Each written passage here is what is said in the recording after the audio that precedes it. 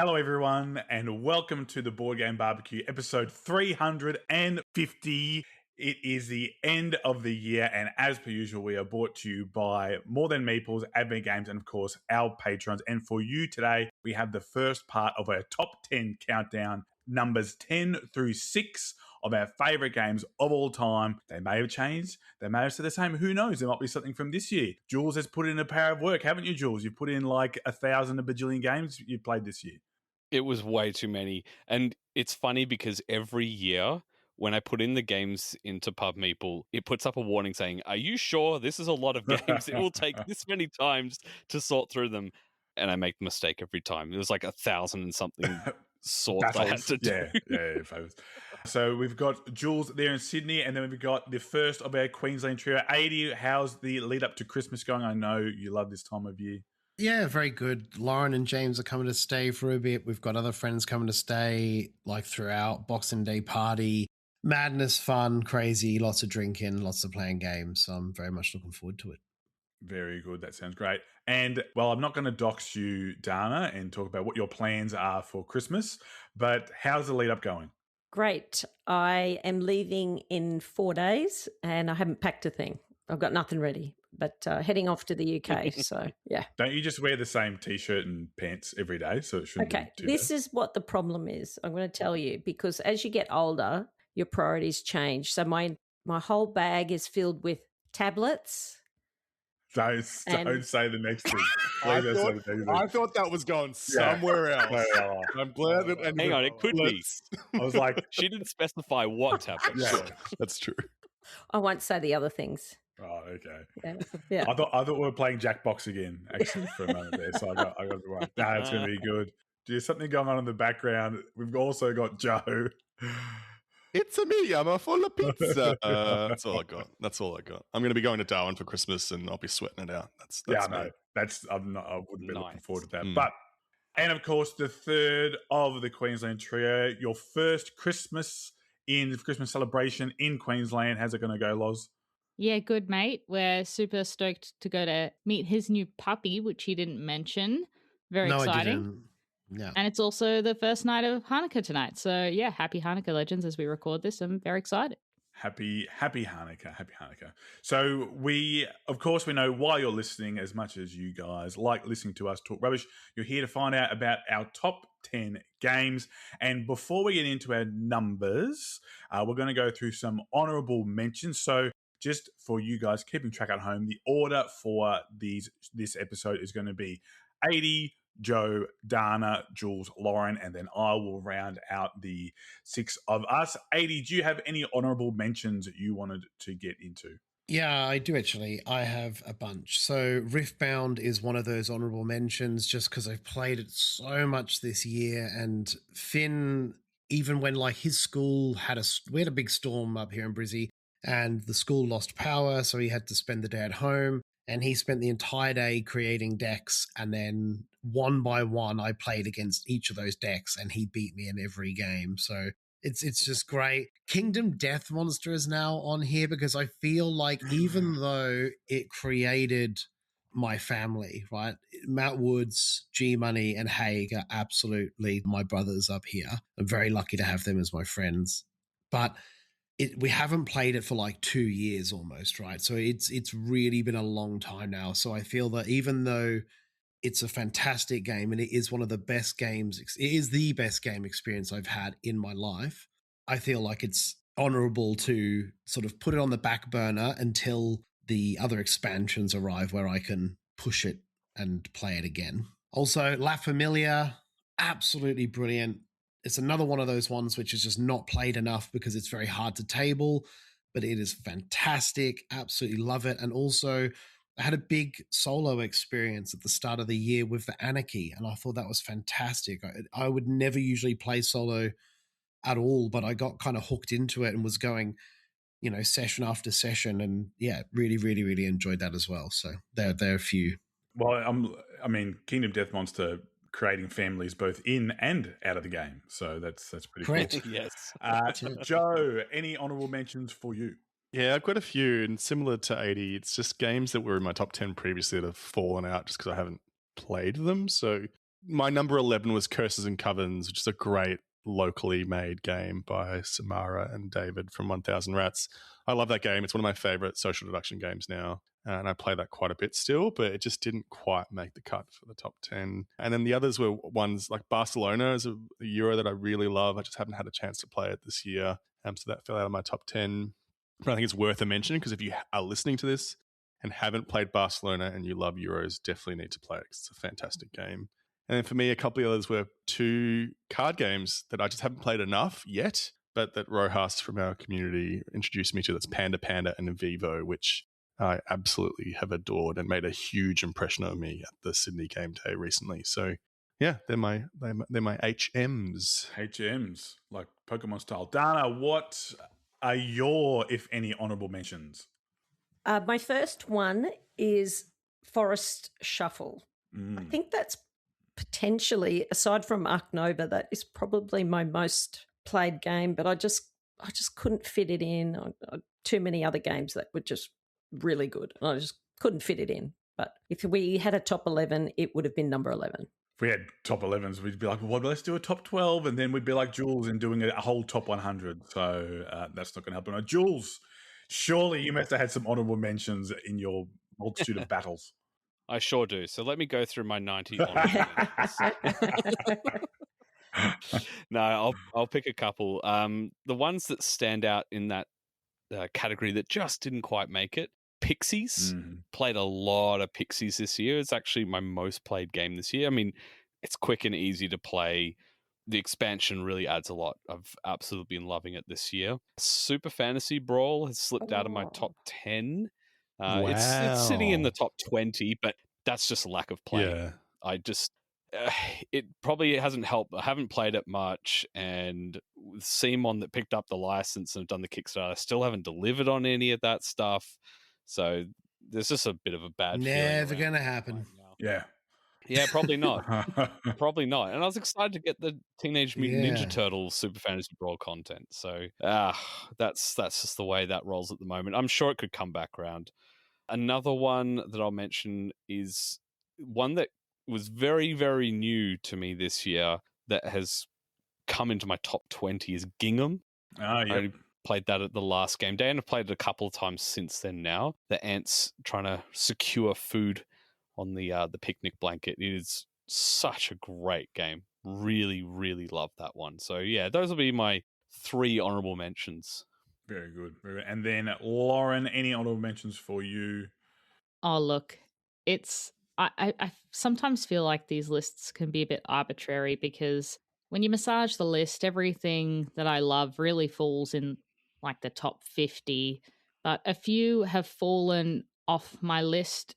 It's only by virtue of not having played them, but some others that consistently hover around that kind of 11 to 20 that I do want to highlight just to demonstrate that I do in fact love them. One is the Guild of Merchant Explorers.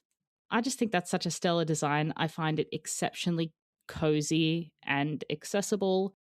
Another one is Fishing by Friedman Freeze.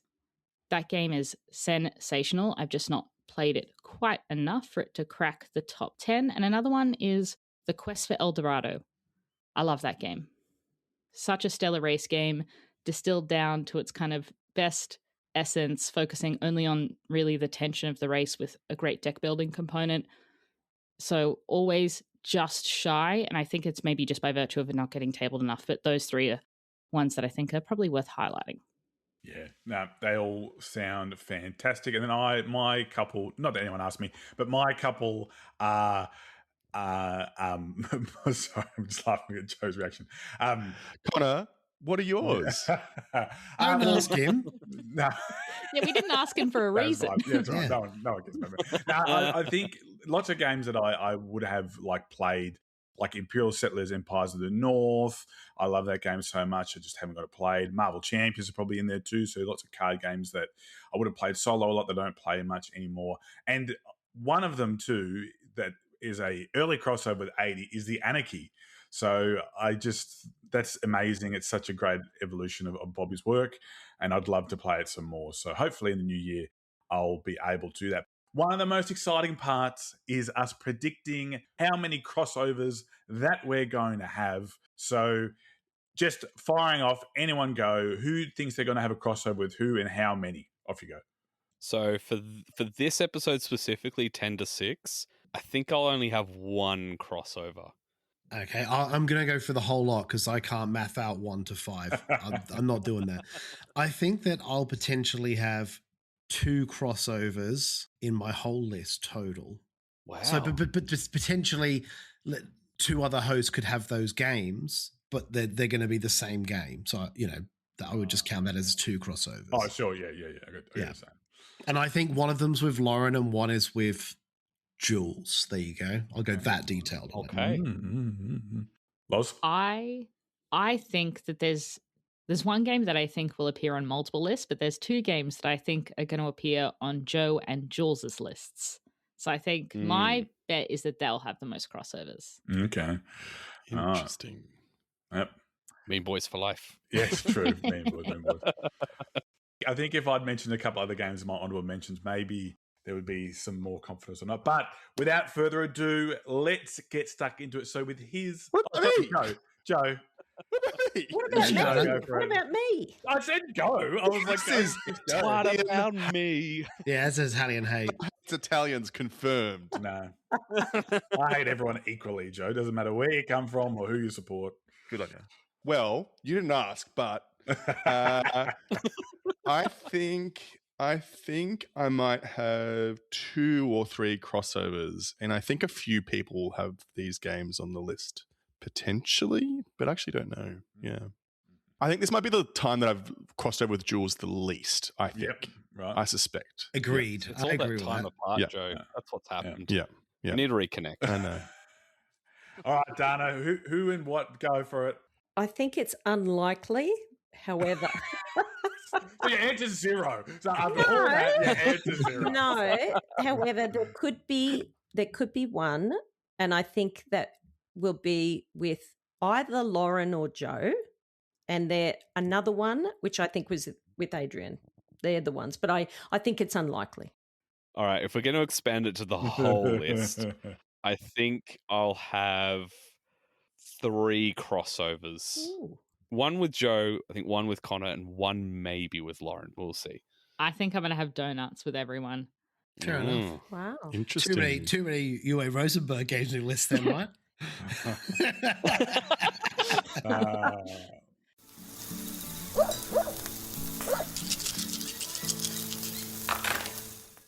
All right, so the first cab off the rank is 80 with his number 10. What you got for us, 80? My number 10 is Circadian's Chaos Order. I still think it's my favorite area control game of all time. It's a brilliant game, really well designed. I have the Harbingers sort of module, which essentially fixes some balancing issues and that, which, to be honest, I'm such a noob, I don't even notice the imbalance to it. So it just shows the level of dedication and perfection that these guys have behind this game. Very lucky enough this year to play it at WellyCon and enjoy that experience. And also a prototype faction was played, which had really interesting concepts behind it, even though it got decimated, probably because of whatever reason. Maybe we were all like, nah, don't let Zach get a handle on this game, because if he did, we might lose. But it was a really interesting concept, and it did different mechanics which aren't seen with any other faction, which I thought was really interesting. Yeah, absolutely love it. I think it's a fantastic game. So Yeah, that was so much fun playing that together. I had a blast. I think I won that game, but you did. Yeah. You did bury that lead. But yeah, that was so much fun. What a great game. I was very worried though, because I get real nervous around people like playing games, because that's a high skill level sort of area control game, and those are things that I just don't have. I don't have a high skill level, and area control is just not my thing. And it's got so many rules. It's such a deep game. When I sat down with people who'd been play testing the game in its original state, I was like, oh no, this is where I'm just going to make a total deuce of myself. Like, this is not going to be cool. But they were lovely and really welcoming, and everyone had a real blast. It was the same kind of vibe around the table. Yeah, absolutely. Like one of the best game experiences I had this year. So you almost beat me. Yeah, I was close. Like closest to pipping me. Yeah, there was a bit at the end there where if I got one more like little eke of a point or a round out of it, I could have got 2 points and potentially won. So yeah, it was great. Yeah, love the game. So yeah, Chaos Order. Nice work. Very good. Great game. All right. Next up is none other than Joe. C'est moi. So I decided to ask an AI bot to make a little gimmick for me. So don't give me any credit for these because I did not create these. But I'm going to get you guys to guess my games. I've created little haikus about the games. I don't think it's hard. Haiku number 10, game number 10 is Palace Influence. Play cards to nobles with grace. Social climbing game. White Castle. Very close. Very close. Nanatucker? None. No, it's not Untitled. No. It's a card game. Courtesans. It's Say it again. Courtesans. Yeah. Good job. really? Yeah. Well done. Yeah, Courtesans is great. I love Courtesans. I think part of what I love about it is the production value is so nice. It's really easy to table, really easy to teach, not very difficult at all, but still really thinky and has that kind of how can I screw someone over? How can I like play mind games with someone because there's hidden information in the game? Love Courtesans. Highly recommend it if you've never played it. And it's new on my list for the year. I played it on my birthday. I thought it was great. I played with Yeah. Jules, I think, Mitch. Yeah. And maybe you, Joe, were you there? I can't remember. There was someone else, God, maybe. Don't ask me. Who knows? Yeah, it was a long weekend. But yeah, I played it and I really enjoyed it. I agree with you completely. It's so simple to table. Like, Yeah, yeah, 100%. great game. Yeah, so good. Very good. Yes, that is an absolute cracker. All right, Dana, what is your number 10? I have also created a gimmick. Just give me like a little bit of time because it's a little bit long. Sorry. So each of these games from 10 to 6, I've made them into personal ads. So you have to guess the game from the personal ad. Okay. So name is Raven. Age 31. Bio. I'm quiet at first, but once I get going, I flow into deeply satisfying moves. When I peak, I'll leave you genuinely surprised by how smooth the whole thing felt. Either way, I can be the nectar you need.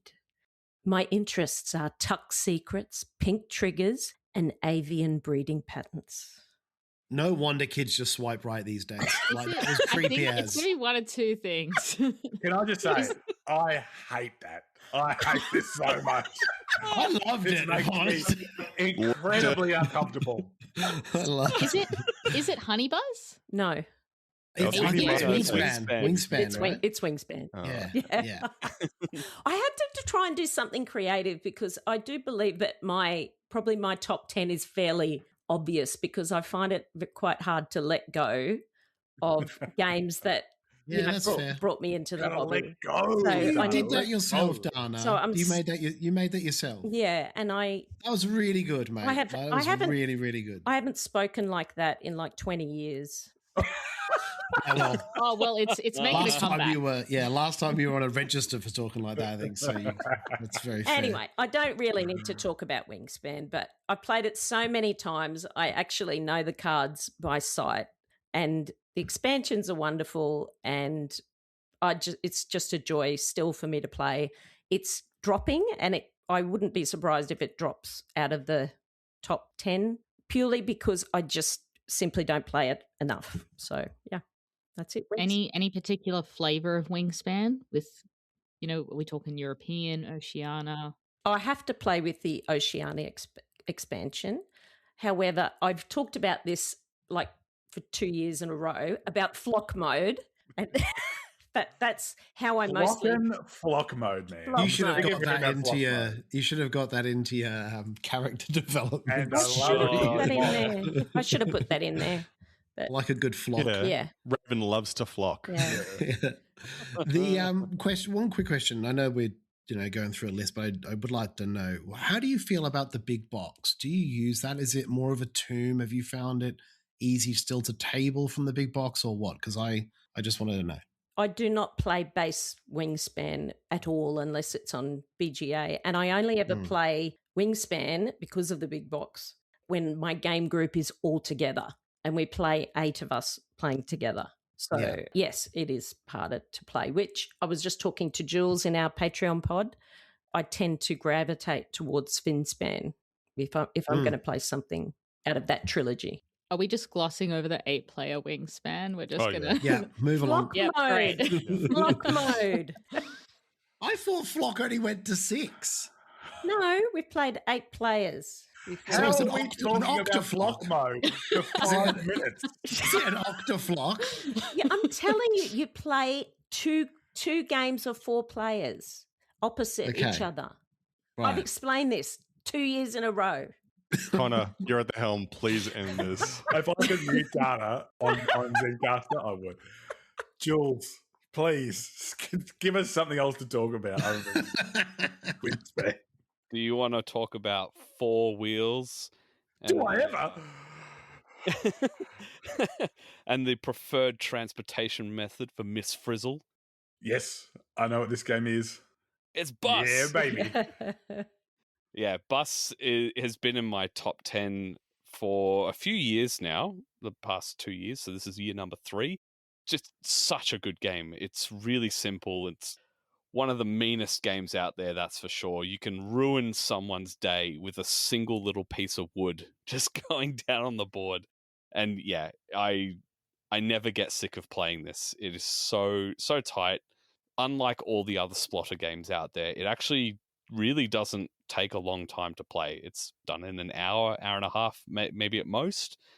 Just brilliant design. And I'm happy that it has gotten a reprint and it's more accessible again. So that's only good for the whole hobby. But yeah, simple one, bus. Good one, Miss Frizzle. All right, Lauren, you're number 10. My number 10 is a very simple Reiner Knizia game that I spoke about very, very recently on the podcast. It's a little card game called Botswana. Ah, yes. Oh my Yeah. goodness. Oh, I adore this game. It is Reiner Knizia at his best, which is simple, clean, elegant, accessible design. It's so Moorish. I just want to play it again and again. It's so easy to table. It's been a hit with everyone I've played it with. So lovely. It's got these big chunky meeples. I just really, really adore it. It's kind of a simple, almost stock manipulation game. You can kind of be a jerk, but you don't have to be. It's just such a brilliant design, and it's available in many, many forms. Go pick it up. Botswana by Reiner Knizia, my number 10. I loved that game when you taught it. Oh, wow. That's a great pick. Data, your validation is everything. So thank I you. know. But does Raven's validation mean everything? That's what I want to know. Raven, 31. Yes. But can you flock in Botswana? Is the question you have to ask. Why 31? I got to ask, why 31? Well, Age. it just seemed the Raven kind of age, you know. Okay, fair enough. Fair enough. And I don't Yeah. think like youngsters would speak like that in personal ads. Fair. Yeah. I'm not going to ask how you think they would, because I think that would just absolutely derail the episode. But my number 10, I believe, unless it's dropped out, will be a crossover with potentially Joe and Jules. And that is the game of furry combat, of woodland chaos, of all hail the Woodland Alliance. It is Root. So I have played this at least once a year for who knows how long. I think the last time I got to play it was maybe PlayCon week. I got to play a game, and oh man, I just love it so much. It's so much fun. It is the coin game to get you into coin games, and I am so excited to have Cole Whirl at PlayCon next year. That's just going to be, I'm going to absolutely fanboy. I fanboyed on the episode with him, so I can't wait. But yeah, so looking forward to see if it's on Joe and Jules's list too.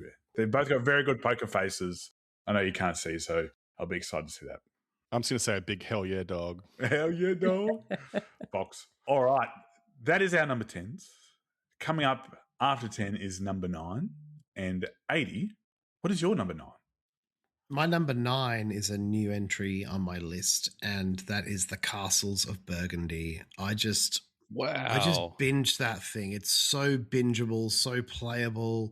Love the game. Finn, this is a running feature in my life, unfortunately. Like, you know, when like the young kid eats the big bit of chicken? Well, that's been happening to me for the past 5 years in board games. Like, He just is very good at those games, very intuitive, and we had a lot of mileage out of it. I was very blessed that Haig left his copy here for like 3 months, and we just played it and played it and played it and played it. And I would love the opportunity to buy it with the tiles and everything, but I just don't want the hassle of like buying it and then trying to find the other acrylic tiles and then, placing that order, then that order going, oh, actually they're out of stock or whatever.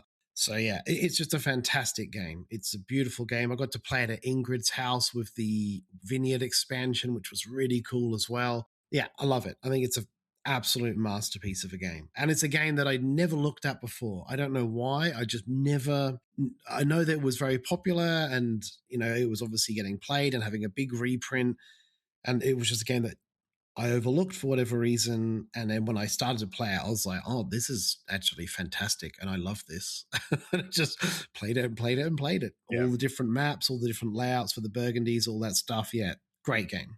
Top tier. So I think the Castles of Burgundy really drives home that it's so ineffable what makes a Euro game a good Euro game. I couldn't even tell you why Castles of Burgundy just hits. It just does. Yep. It's just great. The point salad, the comboing, I'll bring it, 80. 22nd, we'll play it. I was going to say bring some Uwe Rosenberg games, actually, some farming games. Me and Lauren have a list. We have a live spreadsheet, which we've been adding games we want to play over Christmas to that sheet.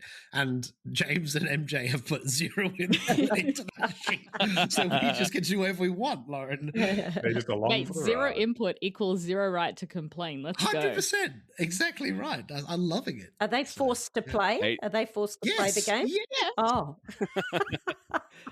80 will bring the brisket and Lauren will bring the wooden sheep. Yeah. Oh, God. That's it. I also make a very quick comment just to say I agree with you, 80, that I avoided playing it for a long time. I think it's because of the way the game, or before the the Flash version came out, the way the game looks and the cover looks, you kind of just think it's okay. It's bad. But it is a bloody fantastic game, and I would even say that it is a game that you must play if you're a board gamer because it is so fantastic. I'd agree with that. It's a board game classic, and it is excellent. You must play that game. Agreed. On the back of that, sorry to jump back in again, I'm very interested in some of these other recreations of these games that are coming out in the pipeline from the Awaken Realms team because Zombie Agricola. Oh, so pumped. I haven't bought any because I'm lucky enough that my group, one of them will buy. Is it Puerto Rico, the recent one? Yes, I just bought Puerto Rico. So G Money just bought that one, and then I'll buy something else. So we kind of sort of shifted around a bit, but it's very interesting to look at them now and go, wow, I want to experience this. Very good. All right. Next up, Joseph. All right. My 9th haiku. So I think you'll get this one. Scan the cosmos deep. Alien signals are waiting. First to hear them wins. Is this SETI? It's SETI. Yeah, it's got to be SETI. Well done. So also new to my top 10. It's easily my favorite Euro style game that I've played this year. I think it's just a common theme in a lot of my top 10 because I've not had a lot of time to play lots of board games this past year is that it's just about fun. And I think SETI is just a really fun Euro to play. The different mechanics and the way they fit together is really pleasing and really fun to kind of figure out. The theme's great. The gimmick of the game board I think is really pleasing and fun as well. Yeah, and just love that game. I've really enjoyed playing it. I've been able to play it a few times and SETI's my number 9. Yeah. It's not often that I finish playing a game and then I see it being set up and played again like an hour later, a couple hours later, a day later, and then I get bummed that I'm not playing it then and there. And that's what happened when I played it the first time. I think it was at 80's house, and we're all like, everyone jumped in and played another game. I was like, wish I could have stayed for another hour and got that game played because I just enjoyed it so much. I've only played it once, but that was enough to have me questioning whether or not I needed to add it to my collection. So a very, very good choice. Have you got your hands on the expansion, Joe? Not yet. That's it's on my list of games to get if I get the chance to play it some more, I think. The other thing I'll say about SETI is that I go into it's one of those games that it was like the hotness game, and I'm pretty skeptical about those games. So I went into my teach and play of that very skeptical, and it won me over straight away. So I think that's the strength of the game as well. Yeah. Another excellent choice. All right, Dana, you're number 9. I'm so excited. Yeah. I'm so excited. I hope it's creepier. Yeah, Oh, can, no. can we lay music underneath this, like I'm doing the best I subtle can. beat, Okay. Name, Antonio. Age 42. Bio. Minimalist, deliberate, and I never rush. I dominate quietly. Start your adventure with me in Rome, and together by land and sea we'll sip wine and drape ourselves in expensive cloth. We'll let our prefect do the heavy lifting. Interests. Ancient European trade routes and keto dieting for colonists. Any ideas at all? Concordia. Ah, well done. Dana, I'm kind of turned on. I was going to say, Conor can't stand up. Sexy. Excuse me. You sort of Joe's face on just the closed floor, his eyes. and that was not an Antonio. ecstasy. All right. Well done. Oh. Well, this is actually new to my top 10, which is quite strange because it's quite an old game. However, I have played it quite a few times this year, and it's just so smooth and elegant. It's one of those games that, to me, proves that it doesn't have to be complicated to be great. There's zero negative interaction, which I like, and the game is just about being the most efficient with your cards, and I just find it great. The rule book is like a piece of paper, a double-sided piece of paper. It's fantastic. So, Concordia. Dana, when I tell you I grappled today with this game being in my top 10 and it fell just outside, sensational. The cards you pick up forming your kind of hand, also being the scoring, is just exquisite. And just so brilliant. And just picking the right time when you start getting those scoring cards, getting more of those scoring cards is just phenomenal. So I love that game. This is very similar to Castle Burgundy. This is one of those games that the trappings kind of don't entice me, but I feel like I probably should play. Oh, you definitely should. If you, Joe, if all right. you were like Jules. Brutality. Don't listen to Jules. Because This you're game not is stabbing excellent. Caesar in the back, Jules doesn't like it. That's why. You've got to play with a tighter map. If you've got a smaller player count, you've got to play with a map that's for 2 to 3 players. Otherwise, got the it. game's just way too loose. Got it. Right map, right player count. Cool. All right, Judgy Jules, what's your number 9? My number 9's something new to the list, and also the first time I've ever had a trick taker in my top 10. And I love trick takers. They just haven't made the cut until now, but this is one I've played a lot. And if anyone says they're in the mood for a trick taker, this will be my suggestion, and that's Seas of Strife. Very good, It's Jules. Hell yeah. So Very good. good. So good. Mhm. Just the amount of tension and the moments where you think you're safe and then the trump color just switches. Oh, it's so good. I love that game to bits. I have no qualms about when that game comes out, just taking a seat. Even if I wasn't invited to the game, just sitting down, like, I'm playing this now.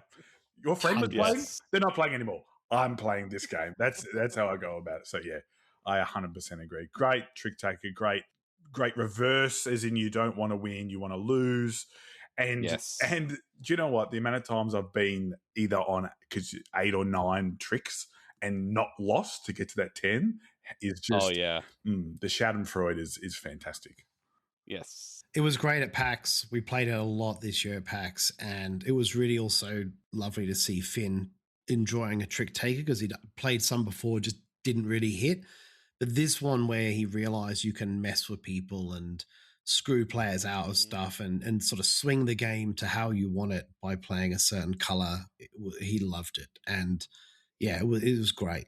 Absolute fantastic game. So I feel like this is the new darling of the pod, this game.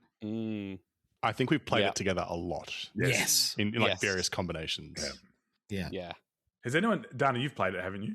I have once, though. Yeah, okay, that's it. Yes, we've all played it. So I think it qualifies. I think it does qualify.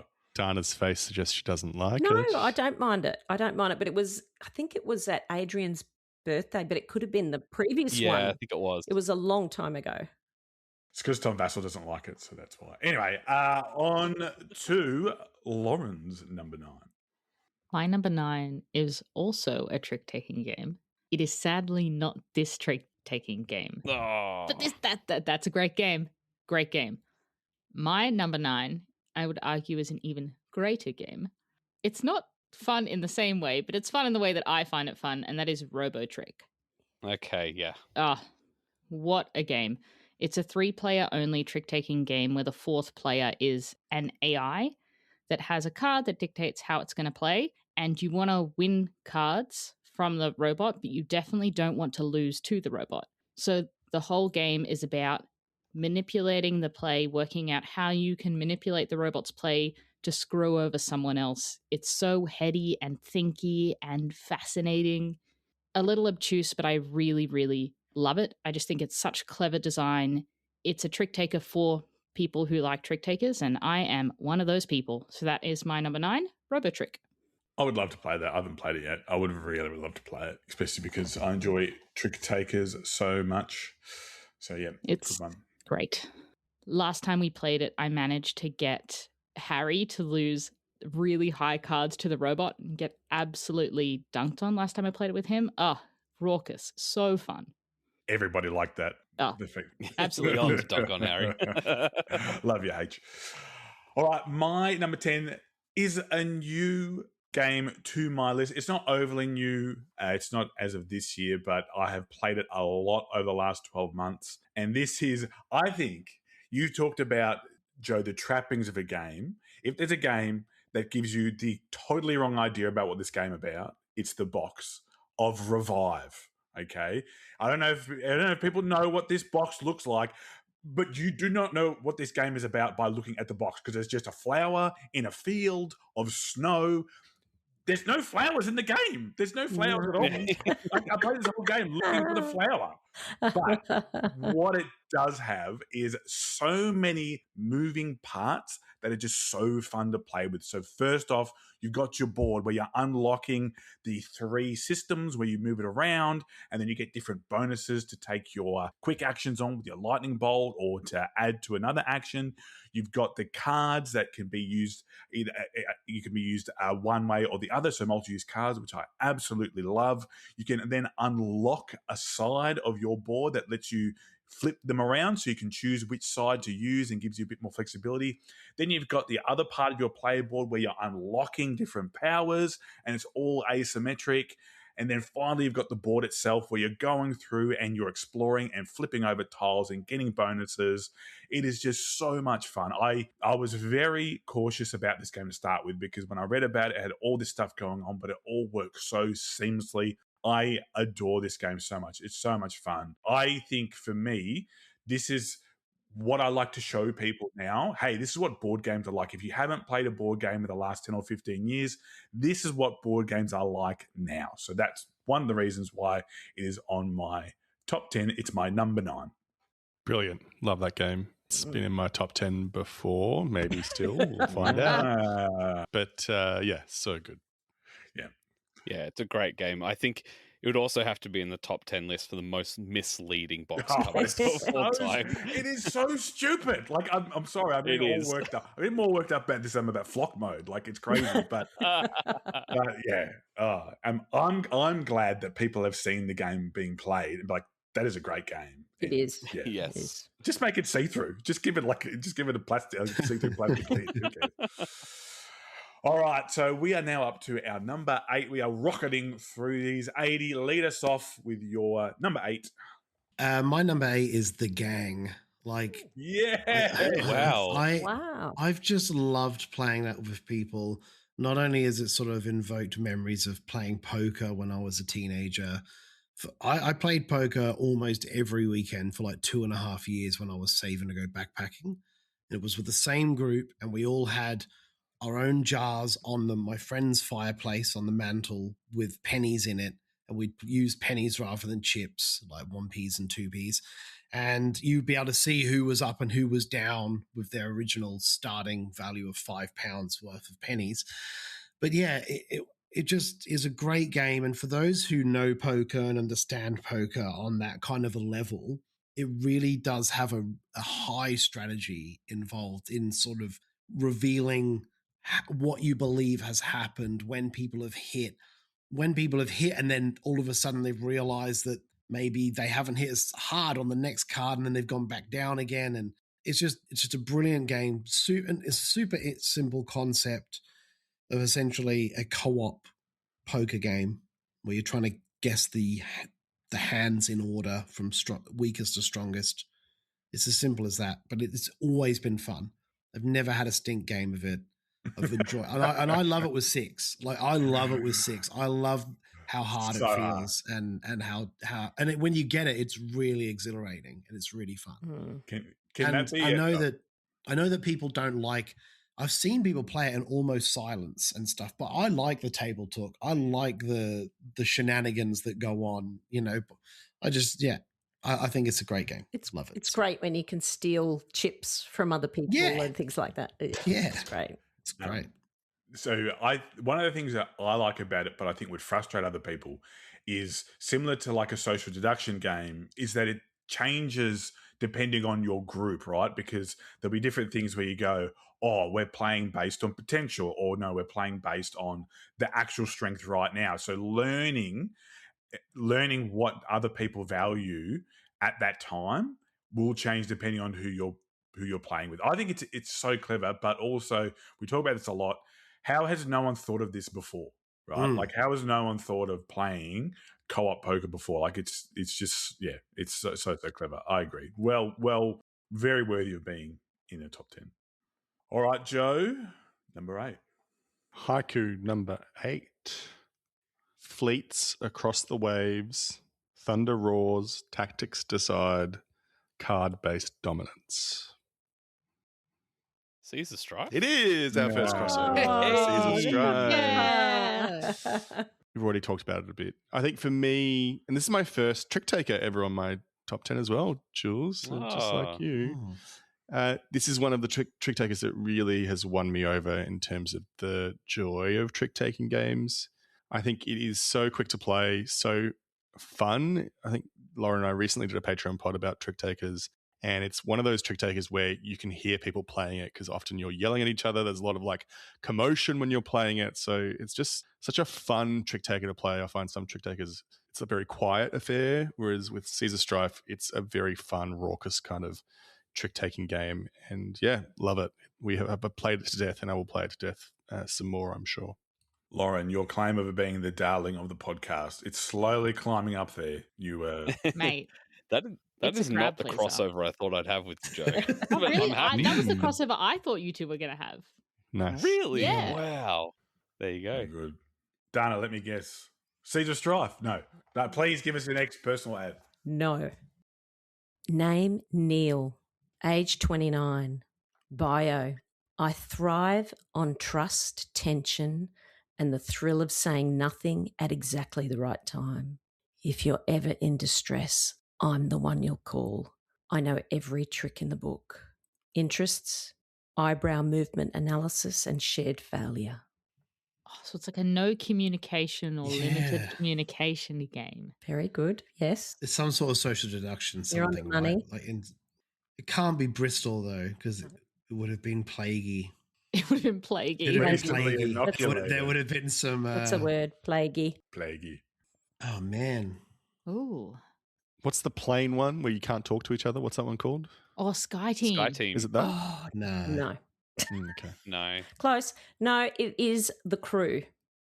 Oh, yeah. Yes. Neil. It is I was like, it must classic be something Neil. space-based, right? Because Yes. it's Neil Neil Armstrong. Armstrong. Correct. That's why I chose I was the like, name Neil. what is it? Yeah. Yes. I still, with my family, get out and play this and see how far we can get. It's a memory game for me where it just fills me with a lot of happy memories. For those who don't know, it's a cooperative trick-taking game where you play up to 50 missions, and it's a campaign. And this is a great way for people to learn trick-taking because it starts off very simply.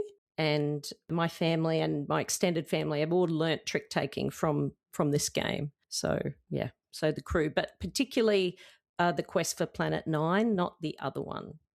And there is actually a family version coming out now. as well. So the crew. Co-op, poker, co-op, trick takers. It's all happening. It's all happening. Very good. All right, Jules, lay it on us. You're number 8. All right, my number 8. It's the exact same game in the exact same position it was last year. It's Black Rose Wars. So this is just everything Black Rose Wars, because there's been a Rebirth edition and there's a new edition of the original stuff coming, which I backed all that stuff for.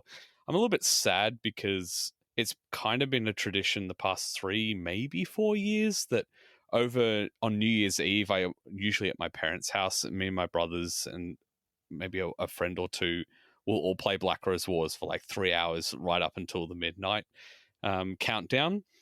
But I'm not going to be in Melbourne this year for New Year's Eve, so I don't know when I'm going to get to play it next, but it's just such a fun game with deck building and just absolutely wailing on one another in these crazy combinations of spells.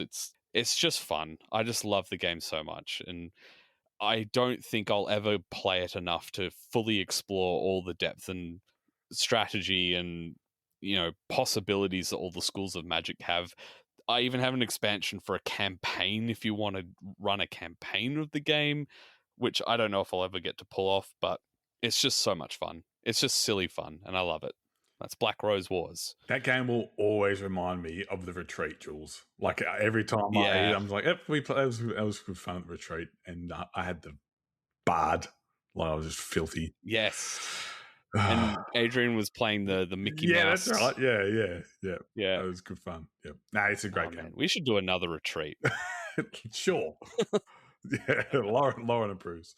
Speaking of Lauren's number 8. My number 8, it's a Euro game about beer and bread and staking claims on a map, and that is Clans of Caledonia. Oh, yes. What a game. So what good. A game. And especially with the expansion that's come up with all of the new factions and love and care all in that one box. I have bounced a little off other games in kind of a similar vein, really bounced off Terra Mystica, but Clans of Caledonia, I just love the real world setting. I love the way you can manipulate markets. I love the way that you can lean into different strategies. There's not one clear way to win. It doesn't ever feel for me like it overstays its welcome, and it just has a lovely amount of tension, really, really deep strategy. I adore this game. It's definitely a beloved game by many. I think it's really high on Board Game Geek for that reason. But yeah, my number 8, Clans of Caledonia. Yeah, man. Guide project in the Scottish Highlands. That's how I think about it. It's so good. I've had such great memories of playing this game on BJ with Harry and Def. But just so good. And like you said, that market manipulation, I don't think I've played another game like it where it's that simple and that much fun. And when you are able to sell a good for its max price because other people have been buying it and they need it, it's just it's so good. It's such a great game and so well balanced. And if my financial pea brain can understand that, I feel like I really struggle with economic games understanding how to manipulate the market. But it's really quite clear and simple enough, but with enough kind of player intrigue that it just hits the spot perfectly for me. I will say the amount of times I've gone to sell something on BGA and I've sold it and I've got I've got way more money from that than I thought I would, because the actual system of selling it at the time and then it being reduced is I was like, oh, so yeah, I am also a financial pea brain, so I feel your pain. It's fine. All right, so my number 8 is not in the same place as last year because it wasn't on my list last year, and this is an incredibly cute game. It is such a great puzzle game. It's on a small board where you're drafting tiles from the middle and you're placing them on there. You're trying to make landscapes. You're trying to encourage animals to come onto those landscapes, and it's incredibly tight. And just as you get going, someone either fills their board or has very few spaces left, and that is Harmonies. Yeah. So Harmonies is my number 8. Oh, man, I love this game. I will play this game. I could play this game back to back to back easily, just so easily. It's just like a big puzzle for me, and I love games that are like that. You've got the hate drafting, but it's not really hate drafting because you can still score those points. It doesn't really matter. but you're just taking points away from someone else. So I think that system of, hey, I could build this and get points, and I'm still taking away from that person who needs it to encourage their last animal to come down. And then there's the, I guess, mini expansion that you can play with where you have the animals that then give you the scoring if you get them to come into your town, and then they make a unique scoring for you. That's sort of fun as well. Oh man, this is so good. And I think it was very hard to come by for a long time. And my family is always like, can you find a copy of Harmonies yet? Can you find a copy? It's like, yes, there's plenty of copies around. Just go and find one. So yeah, Harmonies is my number 8. Great game. There's been so much change on Dana went full on Neo. Sorry. I was actually really surprised that was on your list. I was really surprised. Dana's still role-playing as Raven. Sorry. From earlier. Wow. Dana was surprised she liked a game on your list, Conor. Yeah. No flock mode. It's a great game. Harmonies. Yeah. Awesome. It's a great game. Yep. Yes. The puzzle's really pleasing and fun to kind of nut out. I agree. Yeah. I just love it. It's so much, yeah. Like I said. And it's a really good solo too. It's a fun solo puzzle. It's great solo. Yeah. I still haven't beaten your score, Lauren. That's going to plague you, Dana. It is. Good. I'm glad it plagues you. Okay, yeah. Nearly halfway there. We will be halfway through these next number, and that's our number 7's 80. What is your number 7? So my number 7 is the darling of the pod, Caesar Strife. No way. There you go. Wowee. It's the best trick taker. I know people like Rebel Princess, I get that. But for me, it's the best trick taker out there. You can play it with 6. It plays well with 6. You don't have to have a massive understanding of trick taking games to actually play it. It's very easy to understand with all the iconography, with the little arrows on the side telling people where this sits inside the suit. I've played it ad nauseum with Finn. Even after PAX, we've played it a bunch. It's absolutely great. And any game that I get to play with him and see him do really well at and understand how to manipulate the game, it always brings me joy. So it's always going to be the better pick for me, even over Niet. Like, I used to love Niet. I thought it was great, but the fact that this plays so well at 6 is fantastic. So yeah. If I separated out trick takers that are also kind of quasi party games, I would agree that this is the best one versus the ones that are kind of heavy and more cerebral. Yeah, but that's the thing. They just don't get played unless you know trick takers, and that's half the problem. So yeah, Strife must be the darling, right? It's just cementing its position as the darling on the plot. It is great. I'm loving this. All right, Joe, what is your number 7? Haiku number 7. So this game was on my list last year. This is the first game that stayed on my list. It's up 2 spots from last year, actually. So, wizards race on high, towers wander with you inside.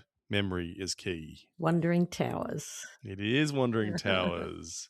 Love this game. It is so fun to play. It is so fun to teach, even seeing, kind of what you said before, Conor, about showing people what modern board games are like. I feel like this is a game that is so different to what you would expect a board game to be, that it's so easy to teach and easy to kind of understand that it's a great first board game for people. Also a game that I think plays excellent at the max player count, which is 5 or 6 from memory. Yeah, great game. Love this game. We'll table it very often. And also one of those games, if you haven't played it, you should definitely try and get a copy and give it a crack. And do you know what it is too, Joe? So memory is obviously like a really basic card game, right? So it's a memory game. So it's using it's not that everyone, and we know certain members on this pod don't have great memories, but we know that, but that's a skill, right? Remembering is a skill that people possess. You're not teaching someone, remember where that is, like that's intrinsic. And then you're building upon that, and then the stitching up of people, trapping the wizards. So much fun. Another one that's requested by my family all the time now. Can you bring Wandering Wizards? Can you bring Wandering Towers? Can you bring Wandering Towers? So yeah, I think I've mistakenly called it Wandering Wizards, which there are Wandering Wizards, but it's not as good as the Wandering Towers, right? Like that's funny because you were just poking at me for having a crap memory, and you guys remember the name of the game. I didn't say you specifically, but yeah, it is you. We all knew it. It's okay. I love the game, but yeah, that's the hard bit. It's like the amount of times I lift that tower up and I go, nope. because it's not my wizard in there, somebody else's. Yeah, I was gonna say. It's How great. many- It's a How great many game. times have you done that and like freed someone else? I'm free. Like, Yeah. It's the same magic as That's Not a Hat, right? The attention's the gateway to memory, and these games pull your attention in so many directions that your memory is going to be rubbish, and it's brilliant. I will say that I think good memory games are where the fun is people not remembering. 100%. Yeah. 100%. That is fun in Wandering Towers is when people forget and then they pick up the tower and it's someone else's people and we all start laughing. That's the fun part of the game, I think. Yeah. That's my number 7. Very good. All right. Our next personal ad from Donna. Name Isabel, age 38. Don't be fooled by my muted tones. I'm elegant inside and out. Wherever I go, others follow. Bag me if you dare. Interests, monk management and ASMR. Just All right, checking. You said monk management, right? Is this? Yes. I think I know. Is it Orleans? Yes. Yeah. Oh, well done. I'm kind of into Isabel. Not going to lie. I'm feeling it. Orleans to me is the ultimate bag building game. Played it so many times this year, and I just love that feeling of building up your bag and then having to get rid of certain followers to sort of clean it out. And I don't know, just exploring the intricacies of the game has just been so fun. It's been a joy to play, and it's a bit finicky to set up, but to me, it's worth it. And the games that I've played always seem so close, and I just think it's a delight. I have another fond memory of playing this on the retreat because I can't remember who exactly I was playing it with. I played it with you. Was it with me? You played it. Yeah, we played it. And so it was you and me playing 80, and we were sitting down, and then Dimmy, Def's wife, comes over and goes, "Oh, who's winning?" And then looks at me and 80s and goes, "Well, it's not you two." And we're like, Oh, God. I had no idea what we were doing. No way. We were just like, woohoo, Chucky Bits coming out of the bag. Yeah. Like, we were just having fun with it. Oh, but it's so good. You're right. Like, It's a great game. it's so much fun. And one that's elevated by, Geeked Up Geek Up Beats. Krilliki. And the expansion as well. Yep. Yep. Yeah, true. All right. Confession time. I've never played Oh, it. Jules. Whatever that Happy is. for it to be fixed. I just never had a chance to play it. Fantastic. Never had a chance. You played 1 billion games this year. What are you talking about? Yeah. I don't own a copy and there's none in the library. Fair. All right. So what did you play that made your list then? Your number 7, Jules. All right. My number 7 is still in the top 10 from last year and the year before that and the year before that and the year before that. So this has been in 5 years in a row and it's moved up and down. I'm hoping I get to play it a lot more, especially since in the last couple of weeks, a brand new version of it has arrived. It is Inish. Such a good game. So there's a new expansion for it, which adds a few more modules. It's a nice, pretty looking box. I love the simplicity of this game, how much decision space there is when playing with, well, depending on the player count, you can be like 13 cards. And that's like the whole game. It is just brilliant. I'm very excited because the new edition has updated some of the artwork and all that jazz. But Inish is just a pure area control game with such tight decisions. And the drafting mechanic is probably one of my favorite in that you take one card, pass on the rest, then add the card you took to the next hand and just take 2 cards. You don't have to keep the card you took before. It's just brilliant. Such a clever little twist on drafting where you don't have to keep what you took before. And I love it. Love it, love it, love it. That's Inish. Mitch is rolling in his grave, by the way. He's just... Yes. I have a friend who just got the new edition. That is probably the most beautiful game I've ever seen. It is very beautiful. It's impressive. Yes. I mean, like, to be fair, I liked the art in the first version too. I thought that was like, it was the first version's great. It fit the the Celtic kind of vibe that it was going for 100%. and stuff like that. Yeah, that was cool. And it's got good combat, but I just like making fun of you because I just parrot Mitch.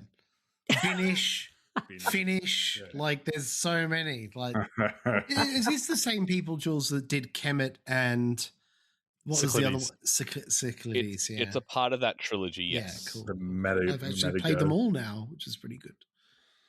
My opinion, Jules. I think it's Winish. I think it's great. I actually think it's very unique in its area control mechanics compared to just go in, fight, and kill everyone. Like it's very interesting in the way that it works. And yes, love it. It's a great game. I knew I loved you, Joe. Very good. Okay, Lauren, what is your number 7?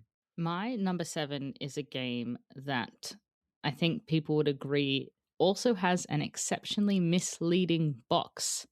And that's because it looks like a dry, dusty Euro, but it is as cutthroat as any game gets, and it's all just about placing cubes. And that is Hansa Teutonica. Oh, so good. Oh, yeah. Yeah, it's a great game. So what good. a game. Yeah. What a game. I think it's been on my list every year, but really it's just about building out routes with your little cubes, blocking at the exact opportune time and reading the board so that people have to pay a premium to dislodge your cubes. And it sounds really dull. It sounds really bland, but the game kind of rushes and then all of a sudden stops really, really suddenly as soon as someone crosses that threshold of points. So it's just really bitey, really tense, lovely interactive Euro game. Maybe the most interactive Euro that's ever been made, in my opinion. Stellar game, modern classic if you've not played it. That's my number. Gosh, what number are we up to? Number 7? 7. Hansa Teutonica. Yeah.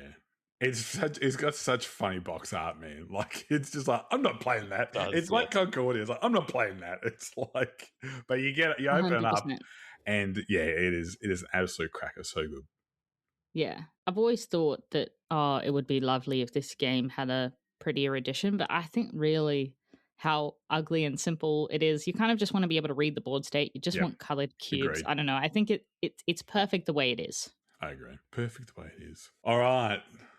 My number 7. You wouldn't believe it. Someone else has already mentioned it in this number. It was 80. It's Caesar Strife. Yeah, baby. So That's 4 people. Yeah, that's 4 people. Wow. Both of us the same one. It is like, I don't really need to add anything to it. What's already been said. It is, I think, what I will piggyback on is the fact that it plays at 6 and it is not cumbersome at all. It's fantastic. And the rule that you should play, don't play it as like, we'll play for a while. Like the rule of the highest number of that suit negating or zeroing all the other numbers is fantastic. It just means that you can't just desuit willy-nilly. You've got to really think about how you desuit. And an interesting little tidbit, adds nothing to the game whatsoever.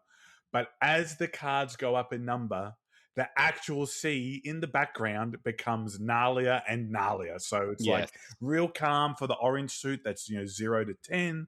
It's just calm. It's like in the seashells and stuff like Seychelles. And then as you get in, it's like the Kraken pops out in the last bit, and it's for the 60s. So it's just fantastic. I've never noticed that.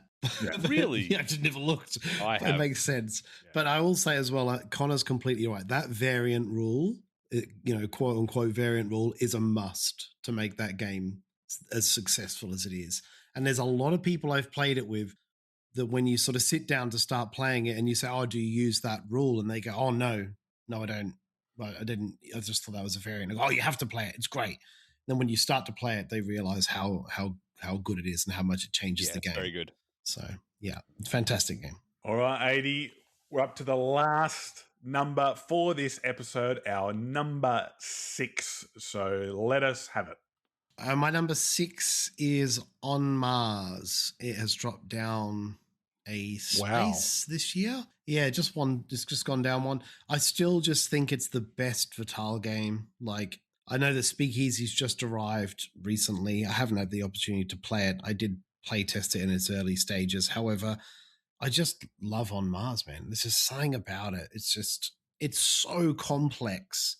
But once you've played it, many, many times, it really isn't. Like it seems very fluid, and it's just brilliant. Absolutely love it. So yeah, and I'm very lucky that MJ also likes it. So we have over the years been able to play it many, many, many times. So even this, we've played it 4 times this year, which doesn't sound like a lot, but for a game that's not necessarily as old as it is, but from a designer who's had multiple games since then, and there's so many other games out there since then, it's nice to see that it's still a very brilliant game. So yeah.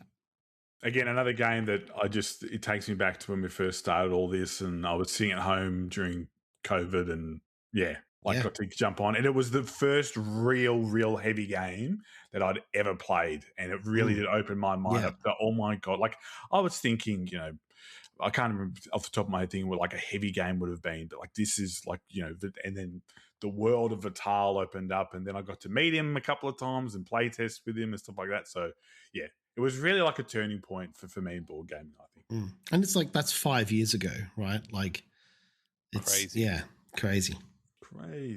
All right, Joe, you're number 6. Number 6, also new to my list. I think you guys will get this one pretty quickly. Bet on mascots wild. They swerve, reverse, knock each other, scream them to the line. Hot Streak. It's Hot Streak. So close to put this in. So close to put this in. So good. I think this is one of the games that like blew my mind this year, where it was like, wow, it's like just so much fun in this box. We played it at PlayCon for the first time, and I've played it a few times since then with friends and family. It's just, and even watching people play, it's really fun. Like, I watched Connor's family at the Melbourne Game Day play it, and it is just such a raucous, great time.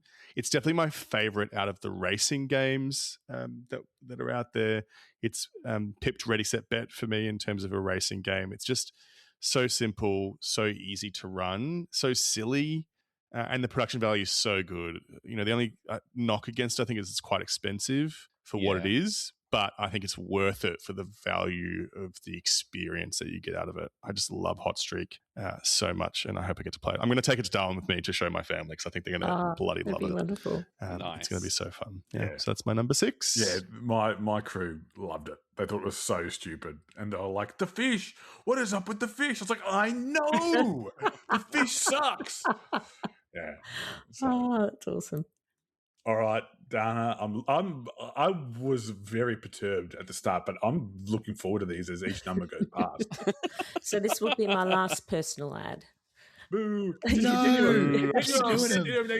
Yeah. Name Willow, age 27, cozy vibes, a gentle rhythm, but don't be fooled. I'm quietly competitive. I'll lure you in with aesthetics. I'm chunky in all the right places and always score with something spirited on top. Interests are patterns and peaceful domination. Harmonies? Yes! Yes! Well Dana, we done. had a crossover. Amazing. Oh, what a good game. It was sort of a 3D Cascadia, really, but I just love it how you can stack the little tokens. They're so chunky and it's so satisfying. And that decision space of, well, do I take the animal card now? I'm only allowed 4. I'll wait, and then someone else grabs it, and then you're going, now I've put this bloody thing there, and you have to pivot. I just love it. It's so good. And I just cannot, I'm serious, I cannot beat Lauren in this game. It's so frustrating. I have been trying. It's been 18 months I've been trying. And this explains why you were so excited when Conor mentioned it before. With the worst poker face in the world. Well, I just thought I was going to be the loser of the group, that nobody would have any crossovers with me. So there you go. No. I'm not a loser anymore. You're a winner. Yay. Does that make me a loser, though? Because it was on my list as well. Yeah. That's up for debate. That's it. Hey, so just quickly, did you know that, and someone I play with didn't know this rule, that you can put as many of the little cubes on down off your animals, like in one turn, as possible? Yes, I did. Yes. Yeah. Yeah, okay. Because I played with someone and they were like, "No, you can only put one." And I was like, "Well, I've been cheating, then. I've been cheating." So, no, that's good. Okay, Jules. I don't know if Harmonies is going to be on your list, but what is? No, I don't think it will be, but it is a great game and I do love it. This one is another one that has been in my top 10 for the past 5 years. It is, my favorite Euro game. It's Brass Birmingham. It's just good. It's just so good. And I love it, and I say it every year. It's because it's such an interactive Euro where the resources are kind of shared, whether people want to share or not. And I am cautiously optimistic to see what happens with the new Brass Pittsburgh version that comes hopefully next year. I assume it would. But yeah, Brass Birmingham is so good. I will never hesitate to put that on the table. It's my favorite Euro, easily. So yeah, that's it. Brass Birmingham. Such a great game. I need to play it more. I need to play lots of these games more now that I think about it. Yeah. I still have never played it. Oh, okay. How do I fix this? You should Fix me, It's Jules. very good. Find time so Joe can sit down. Get a babysitter. I don't know. Help a brother out, and then he'll Go play. to Darwin next week, Jules. All right. I am in Melbourne at the start of March. Maybe I take some days off and we just get it done. Okay. I'm very excited for Pittsburgh, by the way. I'm really interested to see what that will bring to the table. So, yeah. Yeah, it's only been a couple of times where maybe it's only the second time. I don't know. You'd have to go back, look in BGG history. But when Gloomhaven was sitting at number 1, Frosthaven coming out was crazy. And now we've got another game in a series at number 1 on BGG coming out. So I'm super curious to see where it all lands. I think it'll end up being, there'll be a lot of purists who are like, no, Brass Birmingham's still the number 1. And it probably will be that way, but very interested to see what happens. Which is strange because that is the sequel. I was going to say. It's not like Lancashire's, and I suppose that happens with Dune as well. Like people like Uprising, but Imperium tends to be a bit more of a purist sort of take. But yeah, we'll see. All right, Loz, your last game for this episode. My number 6 is a new to me game, and it is a genre of games that I adore, but is very polarizing, and that's deduction, and that is Bomb Busters. Wow. Flippin' love this game. Bomb Busters is a cooperative deduction game where you are trying to connect wires to defuse a bomb. I feel like it perfectly encapsulates the rising tension of the theme. You're getting more and more connections, and as you do that, there's this growing tension amongst the group that the red wire is still out there, but you don't know which one it is. I love that it's not only the person giving the clue that is providing information, but also the way that the person guesses gives you information about what's in their hand. There's so many different things that people do in that game that provides information, which I feel like makes the skill ceiling very, very high for this game. It has modules, so it can scale up in difficulty, so you can play it with people who are maybe a bit newer to deduction. But it also has a 2-player mode, which another game that I adore, Cryptid, does not have, which means that I can table it more. Yeah, I just think this game is outstanding. It's by Hisashi Hayashi, who also did Yokohama, who also did Trains, Metro X. His stuff is great. Yeah, I just really, really think this game is excellent, evocative, tension building, and creates great table talk, all the things that you want in a cooperative deduction game. And that is my number 6, which is Bomb Busters. Nice one. I'd love to play it. I haven't played it yet, so yeah. The Spiel winner this year. Yeah, that's what I was going to say. I'm the woman of the people, baby. Good pedigree. It's still so funny. When I was at Gen Con last year, I remember seeing the game and the booth and thinking, oh yeah, I've heard a bit about this. And there wasn't that many people crowding around it. And then the next year it won the Spiel. I was like, the heck? But yeah, that's cool. Every time I see people, I also really want to play this. Every time I've seen people playing it, they all look like they're having a great time when they're playing it. So yeah, can't wait to give it a go. All right. So rounding out this episode is my number 6, and that is a game that was once my number 1. It was once my number 1, and I contemplated leaving it off the top 10 entirely, but due to a significant change in my life, I believe it's going to get played a whole lot more next year. I'm excited to delve into as many expansions as I can, and that is none other than Arkham Horror, the living card game. Oh man, like I need a buddy to play this with, and I'm so looking forward to maybe having a few more when I make the trek up the Hume Highway. So yeah, really looking forward to that. I mean, look, it was my number 1 for a couple of years in a row, then got shifted out. I just love the story. It makes me, Lauren, we've talked about this before. Like, it's probably, if not the best, then definitely up there with the best narratives in board games. The way that you're able to shape your investigators and the decks, and the fact that they've just brought out a second edition now that's totally compatible with the first one, but just sort of like trims the fat and makes it more engaging. And the fact that they've rejigged their entire business model, so it's a lot more accessible, and you can get what you want. You can get more campaigns, or you can get more cards for your investigators.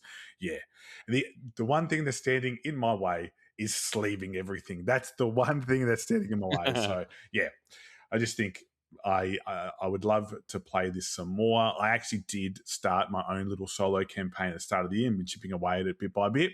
So yeah, really excited to play this a little bit more. Yeah, what a game. It actually fell out of my top 10 this year, so it's not going to come up just by virtue of not having played it. Mm-hmm. I said this to James today. If I played this, it would be my number 1 game. It's just so brilliant, but it needs a group.